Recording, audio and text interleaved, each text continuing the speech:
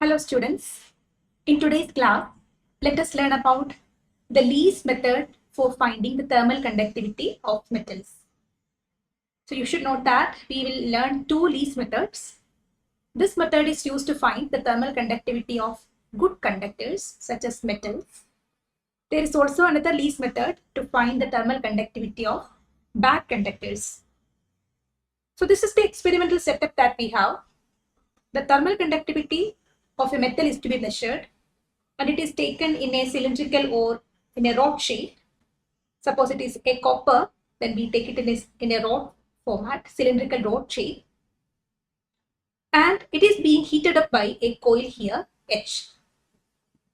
We are measuring the temperature of this rod at 2 points as T1 and T2. The distance between them is D. Now to get an accurate reading, we normally keep this setup as a setup at a low temperature, low T. We know metals have different thermal conductivity at different temperatures, and this method is particularly useful to measure the thermal conductivity at low temperatures. To maintain this whole setup at a low temperature, we usually dip this setup in cool air, in liquid air, and after that, using a heating coil H1, we maintain the whole setup at a particular constant temperature.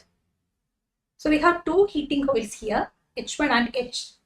H1 is to maintain the desired temperature inside the whole setup to maintain a low temperature.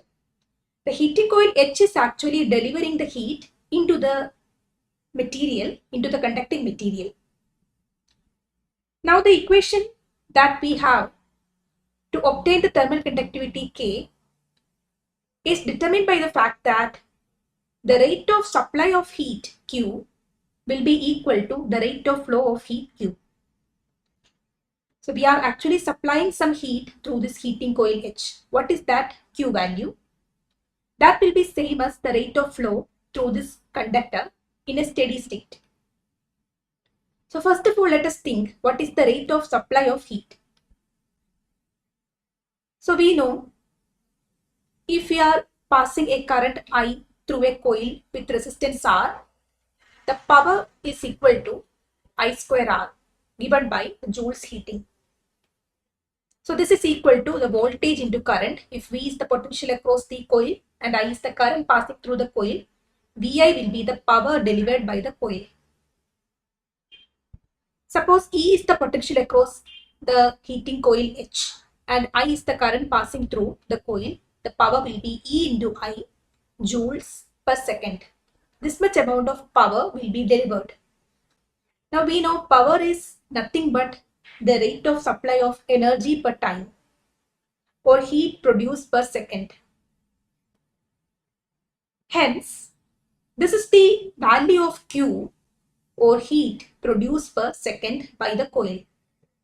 Now, to convert this into calories, we should divide this joule by 4.2.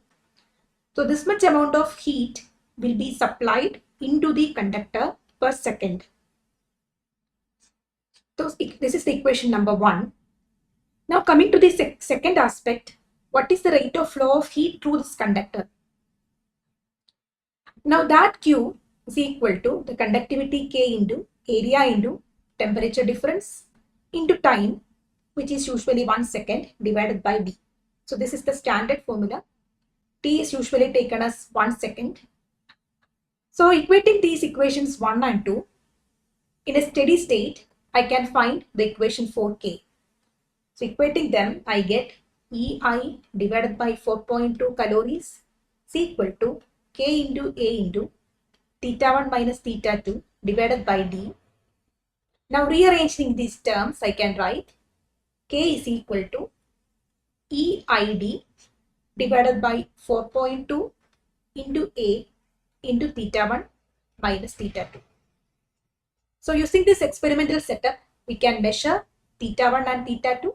The distance between them D, cross-section area A will be known, and we also know the voltage existing across the heating coil and the current passing through it, so that we can find the thermal conductivity K.